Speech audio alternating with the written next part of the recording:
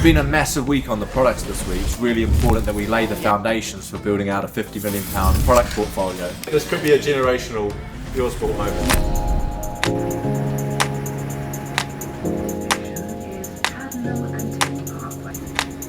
This morning we're heading out of London. Going to go visit one of our oldest suppliers. Been with them for probably 4 years now, and a tough call really at the moment. We're actually winding down a lot of the supply that we've been doing with them. A lot of the products that we've had served us really well. They've really helped us on this growth journey. But as we're kind of reshaping the brand, we want to streamline what we do, really give products that are a real focus for our audience going forwards, which is that running audience. And so we want to introduce the right products and reduce complexity in the business. So going to go have some tough conversations about winding things down, but also some exciting conversations about new growth, new products that we can launch with them in the next months.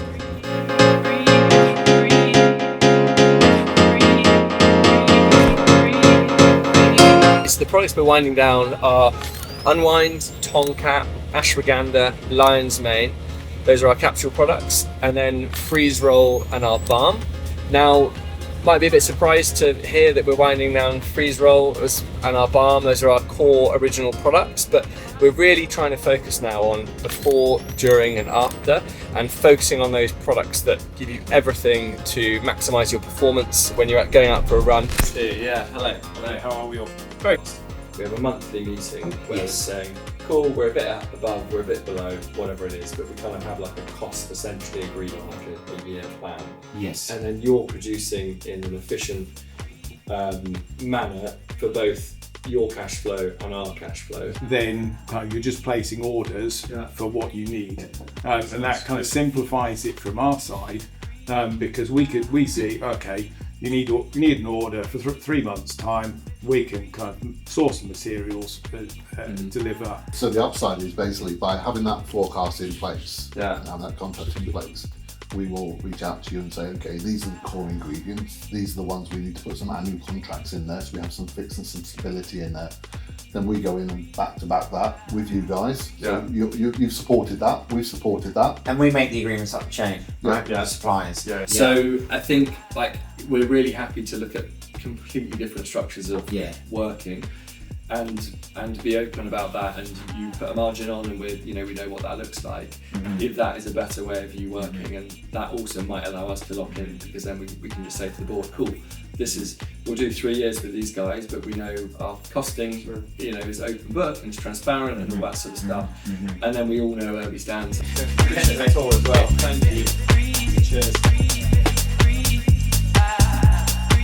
The main reasons for winding down each one is that every additional product you have adds an enormous amount of complexity to your business. So that is a product where you have to deal with the supplier, you have to forecast for it. We obviously have incredibly rigorous testing to ensure that our products can be used by professional athletes with no risk of banned substances. So it goes through that informed sport process. And then we also have to hold and manage that stock once it has been produced. So every single line that we have, even if it delivers quite a lot in terms of revenue, drives an enormous amount of additional complexity on both the operational side, but then also the marketing side, in that we have to talk about it and push it in the right way, keep the site updated.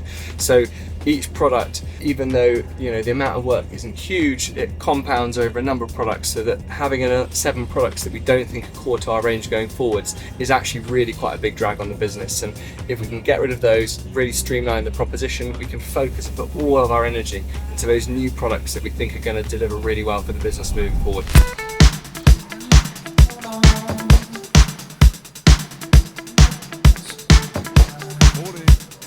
We've just arrived at the station. Today we're going to the flavour house to try and sign off some more of the protein flavours, and also 2 electrolyte flavours, Nick? 2 electrolyte flavours. So last time we signed off about 3 of the flavours, and then we've gone back, given them some more feedback, and then worked back up today to try and sign those off. In order to meet our deadlines for protein, we have to place the order in the next 2 weeks. So quite a lot to get through over the next couple of weeks, and today's a big day. Hey, got a new hair colour. She might just have changed the flavour delivery. So which ones are we trying to sign off today? So So we are looking at chocolate orange, cookies and cream. That's the ones that we've focused on today. Cool. Next our best flavour palette in the Puresport office. And then there's very good other flavour palettes here today. Mine's not very good. And we're trying to do each one with milk and then almond milk. Basically, we've done a day of testing already to get an approximation of what we want. This is then a tweak that was too big to try and do in the room on the day. So we've done some more benchmarking, given some more insights. So hopefully what we can do today is actually lock down the flavours. Then we'll want to do a final round of testing with our actual whey protein as well, because we're just doing it with the vegan too. That might require a couple more small tweaks when we're testing both of them. So I think we've probably got one more step probably, and then I think we're locked down. So we do want to create something new, but I think the beauty of a market of this size, you're able to see what the consumers already like. Coming into categories that are a bit more new, you're able to probably be a bit more creative and sort of guide the customers on where they want to go. But something as established as protein, it's very similar for for gels. Like there's millions of gels being sold all the time, so there's no point in us making something completely new. The best thing that we did about gels was we looked at the whole market, looked at what the customers' favourite were, and then we made iterations to make it Puresport and really improve the texture and some of the things around the formulation. We're looking to do the same with protein. We're looking for evolution, not revolution, I would say. As Richard Harpin says, and there's 9 steps. A good start, but it is flavour profiling is very difficult. Yeah, I go with those ones. But... Oh, that's better in milk. It's like the orange is softer. Yeah. Oh, I could drink that all day. That's really good. That's really, really good. It's mad how the difference between the milk and the oat, isn't it? That's a winner though. Is that the first one of the 4? Yeah. First one. We can stop that. Oh, that's a dilemma. Hey, what? God, I'm actually having such a little panic attack over here about this thing. It's such a dilemma. Basically, I was very naive coming to today how much of the market uses sucralose, which is an artificial sweetener. And the dilemma is, as a brand, we always have stuck to natural. So the natural thing to do to get the right flavour profile would be to just put sugar in, because it's natural.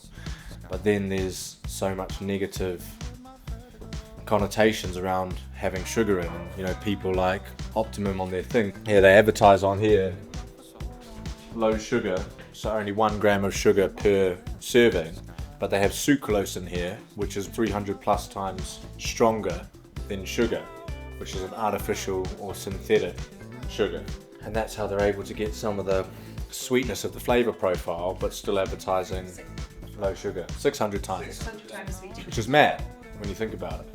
And I was probably naive to that coming into this today, and what the right route is it to stay natural but have a higher sugar content, or is it to I still prefer the first. go artificial where the market kind of is, but that's probably not, well, that's not really in tune with the values of the brand. This category is just full of crap. And we're producing something that's like a really great clean protein, tested, doesn't have the metals, it comes from a grass-fed source, etc. And then our flavourings are also natural. So maybe that's it. Just think about where we're happy to go on the sugar. So I think the default, if you could achieve what we wanted to achieve without sugar, probably that's better. Because there is a proportion of the market which might be 5% or 30% that care about the sugar.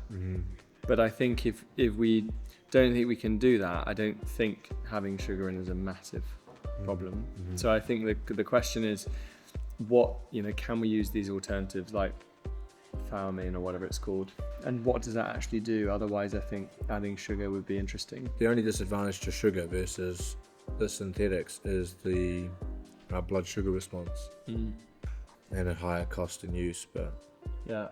we did some customer research to a full group of non-Puresport customers around saltiness and dissolvability, and for 20% of people the saltiness was too much, and for around 20 to 25% of people that had issues with the dissolvability of the product and like some of the electrolyte things staying at the bottom. But as you can see here with the little pink bits, it's the pink Himalayan salt that doesn't dissolve as well. But then also when we interviewed Puresport customers or people who had only ever bought the electrolytes once, dissolvability was also an issue, which if it was 20% of people, it would be around 200 to 300 people a week that are having that issue, which stacked up over a year's 10,000 people.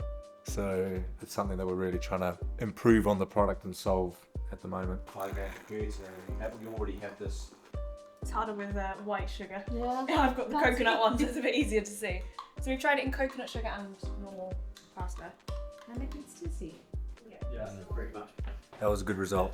I was worried about chocolate there for a bit. In terms of the base flavour, we're in a really good spot with all of them. And I think it'll be really adjusting sweetness and things like that.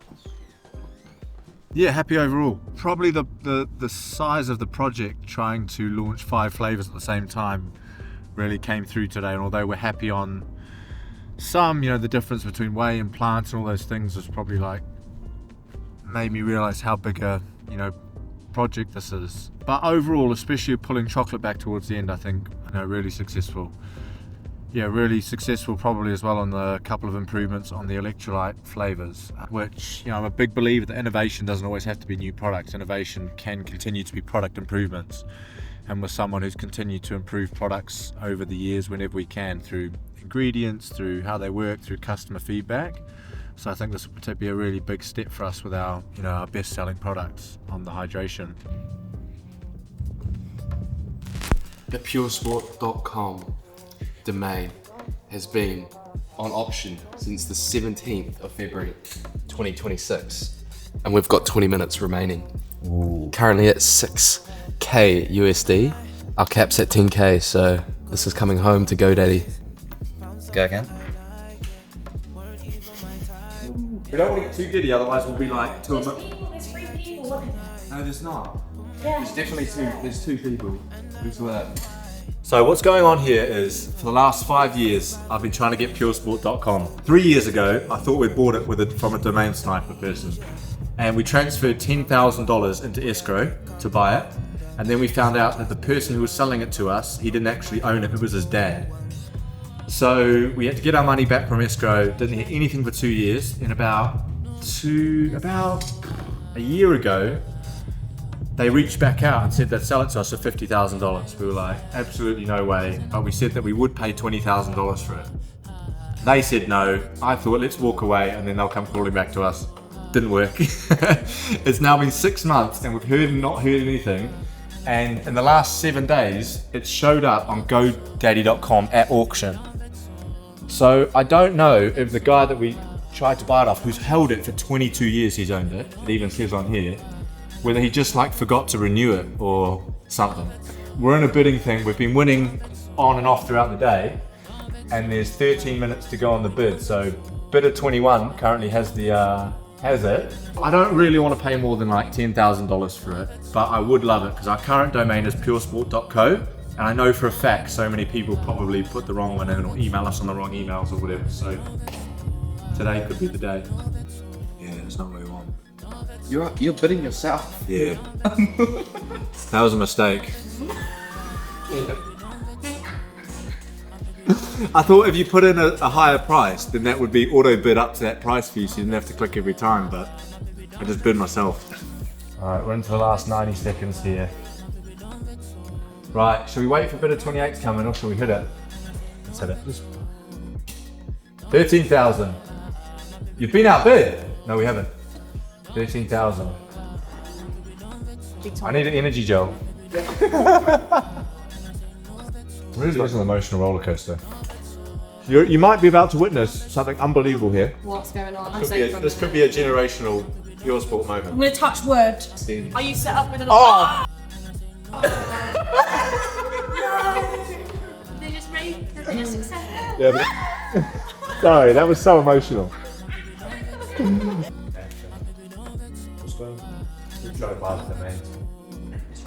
It's been a massive week on the products this week. I started off the week with the visit to the Flavour House and then also Nimish and Nick going up to Oxford. But with an 80% growth target this year, it's really important that we lay the foundations for building out a £50 million product portfolio. In doing that, we're going to become the go-to science-backed performance nutrition brand with everything you need for before, during and after running. And in order to do that, we're going to be going into all of the big categories: hydration, energy, protein, recovery, and vitamins and minerals. And so this year it's about making sure by the end of the year we have all the right products on the right channels and we're really ready to go on that growth journey over the next couple of years. We're not going to build a category defining business by chasing trends. We're going to build it by leaning into the science-backed categories of the products that are genuinely going to help our ambitious customers achieve their goals. I really hope you guys have enjoyed the episode and seeing a little bit behind the scenes about our products, how we think about it, and how they're manufactured. Let us know in the comments if there's anything else that you want to see. And one of the really big things for us this year when it comes to flavors, when it comes to types of products, we're really going to be bringing you on the journey for you guys to help us decide what those products are, but then also once we've got them, once we've developed them, helping us make sure that we've got them right. The energy gels that we launched last year, we were able to sample them with 500 runners in our community before they went out, and we're going to be doing similar things with gels, hydration and protein this year. If you could like and subscribe to the channel, that would be absolutely massive. Myself and the Puresport team would massively appreciate that. Look, here we go, cakes and bickies. Guess how long it took me to annihilate it. And we'll see you in a couple of weeks for another episode of Building Puresport. For the long run, brother. I'm on top, I don't mind if we switch roles. Next morning when we leave, you can switch clothes. Pissed off, you ain't get my number when I hit though. Real nice with the words, but I mean with that night.